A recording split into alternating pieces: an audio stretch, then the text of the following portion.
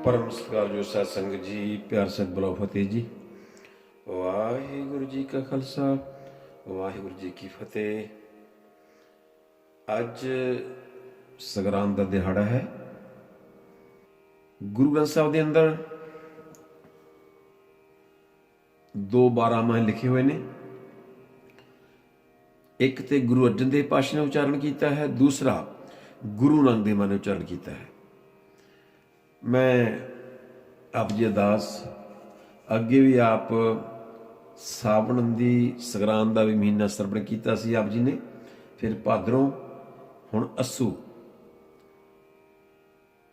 के महीने में जिहड़ा गुरु अर्जन देव मान ने उच्चारण किया है पूरे गुरुद्वारे में ही पढ़िया जाता है, क्योंकि इसकी जिहड़ी भाषा है बहुत सरल है, जल्दी समझ आ जाती है।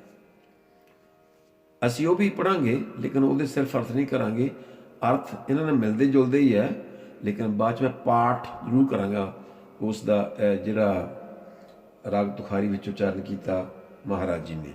आओ सब तो पहले आप इसका पाठ सरवण करिए, उस तो बाद संखेप शब्दों में व्याख्या सरवण करांगे जी।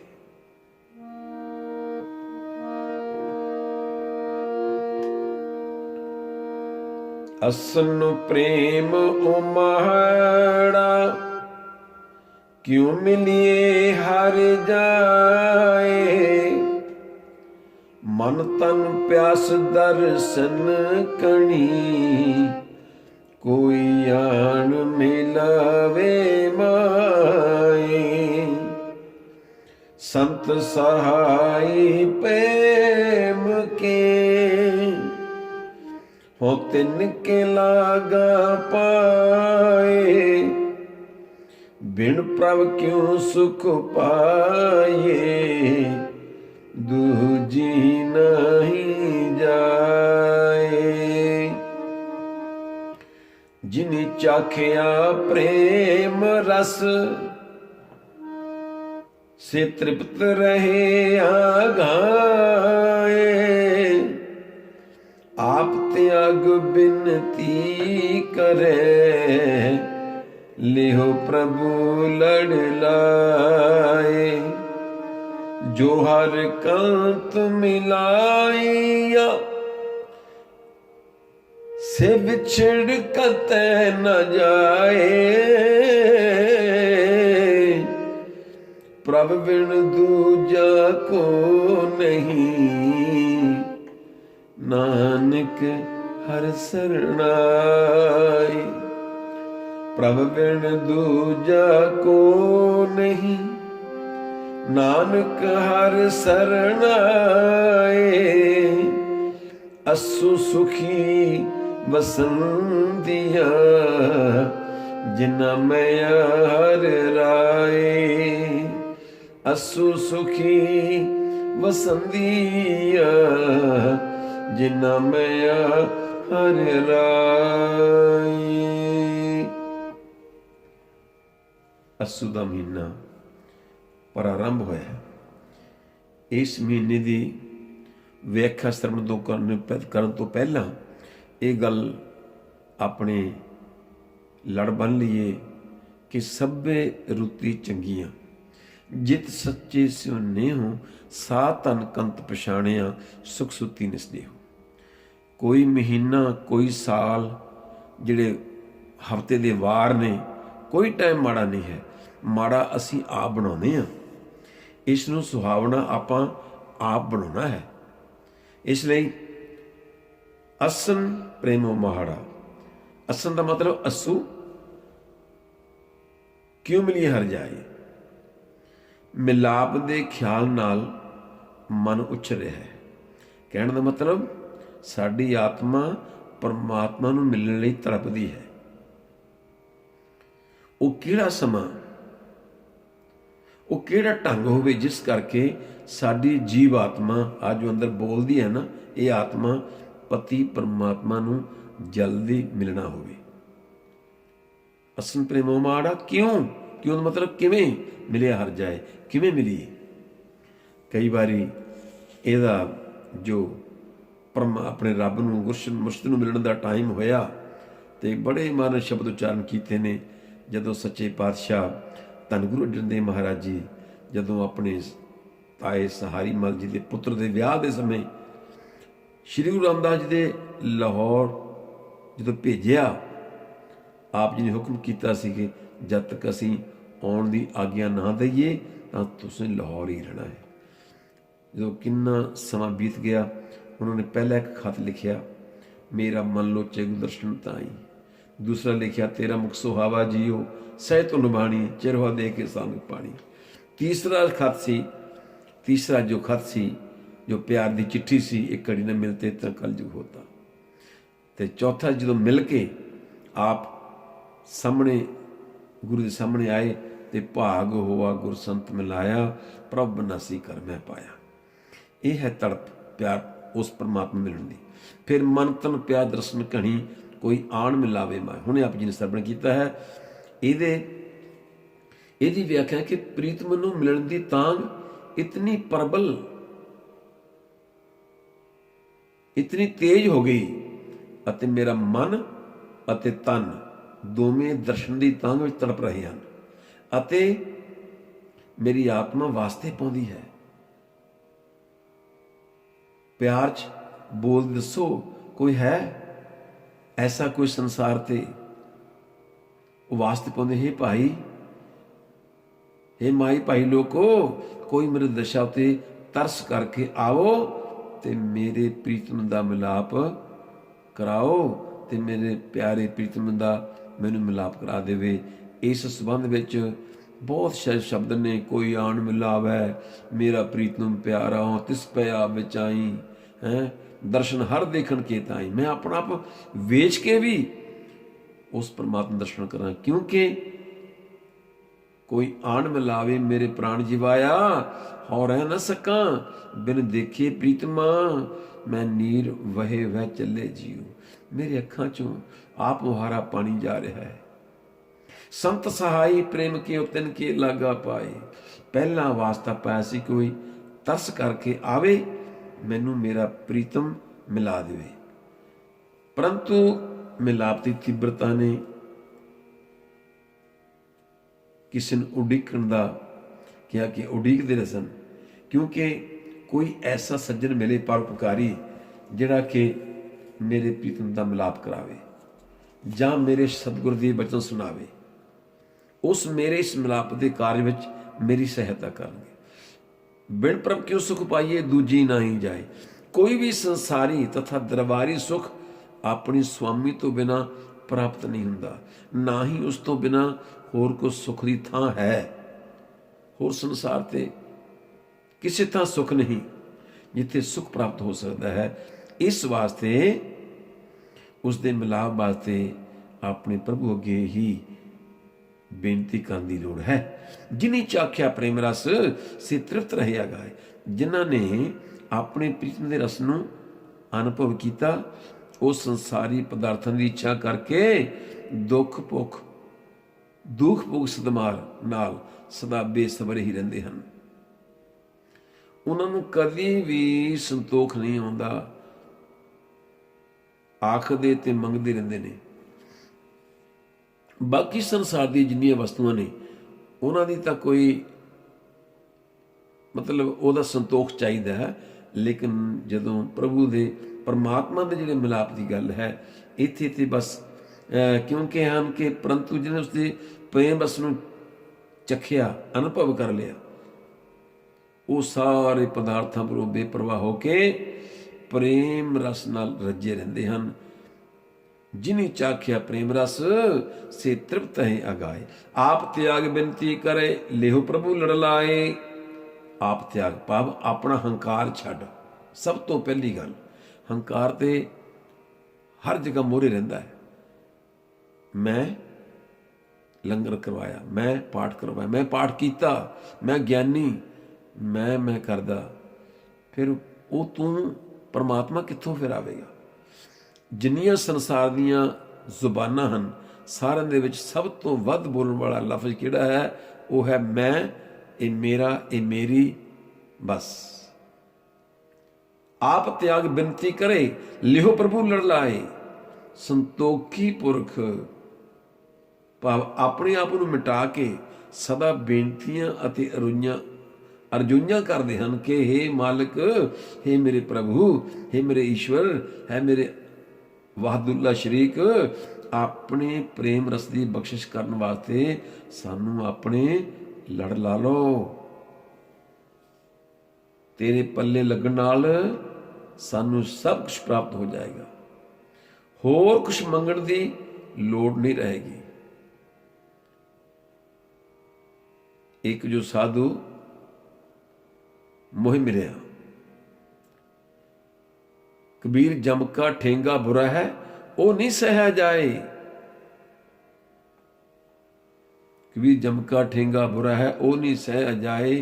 एक जो साधु मोह मिलया तन लिया अंचल लाए।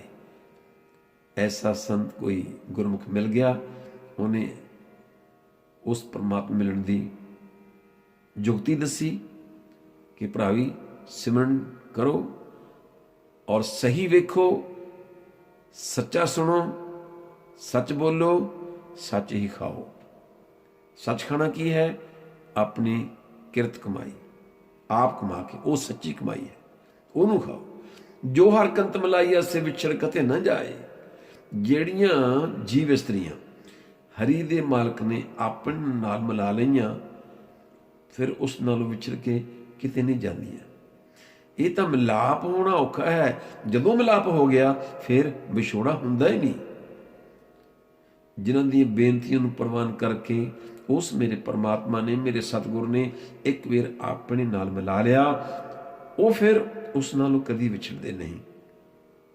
सूरज किरण मिली जल का जल हुआ राम, ज्योति ज्योत रली संपूर्ण थी आराम। मतलब कि जोत नाल जोत मिल गई,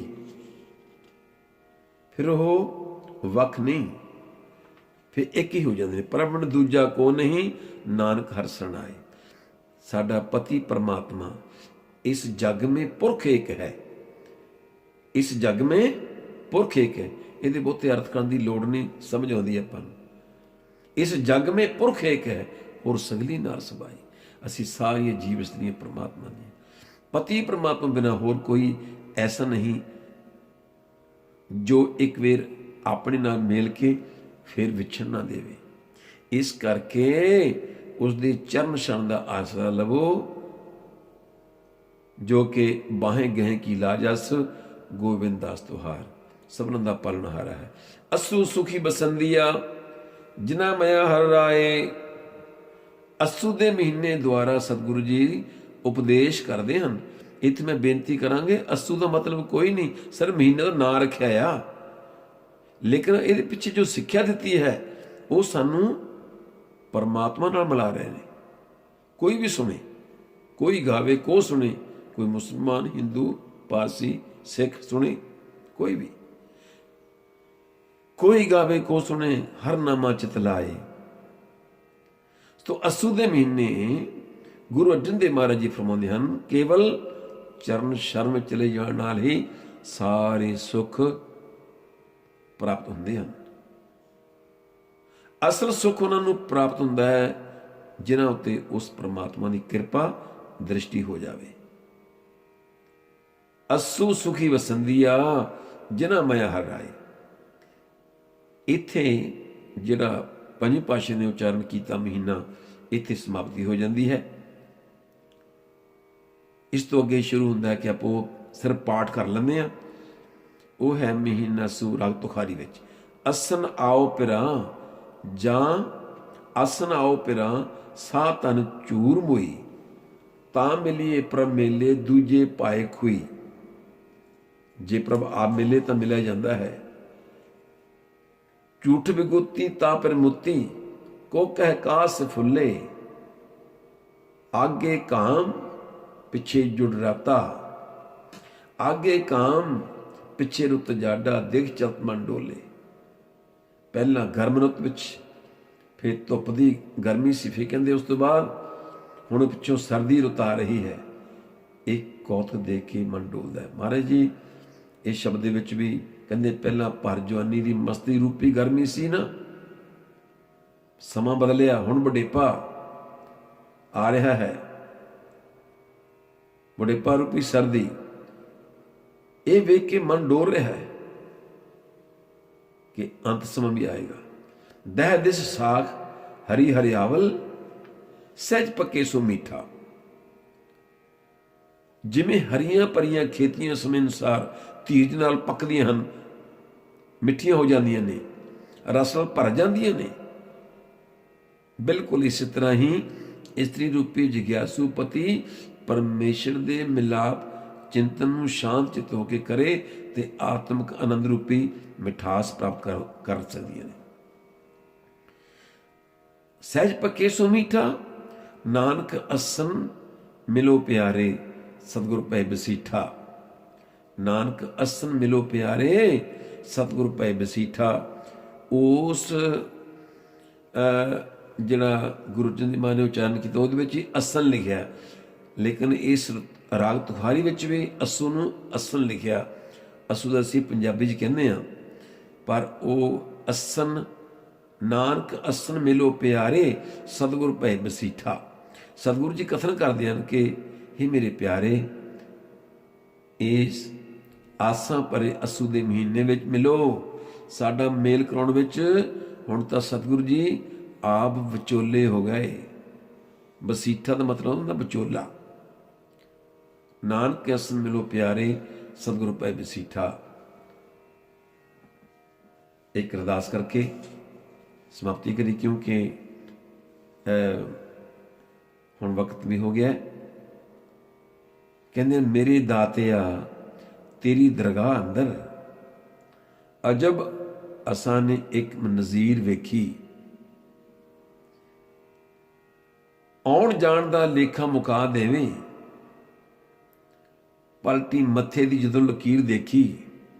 तिन्ने ताप निवार दे पलक अंदर, सतनाम दी ऐसी शमशीर वेखी।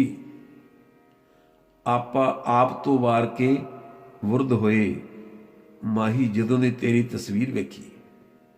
रखे जिथे भी आप दे हुक्म अंदर, चरना तेरे नाल पिया होवे। रखे जिथे भी आप दे हुक्म अंदर, चरना तेरे नाल प्यार होवे। जे तू तुठा है वीर दे अंत वेले, अखां सामने तेरा दीदार होवे। रखे जिथे भी आप दे हुक्म अंदर, चरना तेरे नाल प्यार होवे। जे तू तुठा है संधू दे अंत वेले, अखां सामने तेरा दीदार होवे। अखां सामने तेरा दीदार होवे। गुरु प्यारिओ, आप हर रोज़ नौवीं पातशाही सतगुरु गुरु तेग बहादुर महाराज दे एक श्लोक करके सुनते आ रहे हो। अज भी तुसीं श्लोक सरवण करोगे इस तो बाद। सो आ संगरांद दा दिहाड़ा करके, जिथे आप जी ने पहले सावण की संगरांद का भी महीना सुनिया सी, फिर भादरों ते अज अस्सू के महीने की आप जी ने दोनों पाठ सरवण किए ने, अते नाल थोड़ी जी व्याख्या। सो सिर्फ एको गल सब तो वड्डी ये है कि अपने अंदर परमात्मा मिलने का प्यार पैदा करिए। असी बड़े प्रोग्राम बनाने अपनी जिंदगी के, असी यह करांगे वह करांगे, बड़ा कुछ कर भी लिया, लेकिन एक काम हुण बाकी रह गया। आत्मा का परमात्मा नाल मिलाप करना बहुत जरूरी है। इसलिए वक्त सब तो बद कीमती साडा जिंदगी का, सब तो ज़्यादा कीमती वक्त है। सो इस करके उस परमात्मा नूं सवेरे दे वक्त, सवेरे शाम दे वक्त जरूर टाइम दिओ, लेकिन हर वेले उस परमात्मा की याद च रहिए। इत्थे ही दास सब कोलों माफ़ी मंगदा है। अस्सू महीना प्रारंभ होया जी, आप सबनों मुबारक होवे।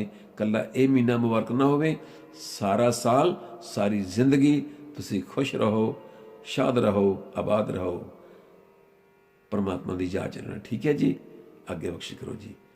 वाहिगुरू जी का खालसा, वाहिगुरू जी की फतेह।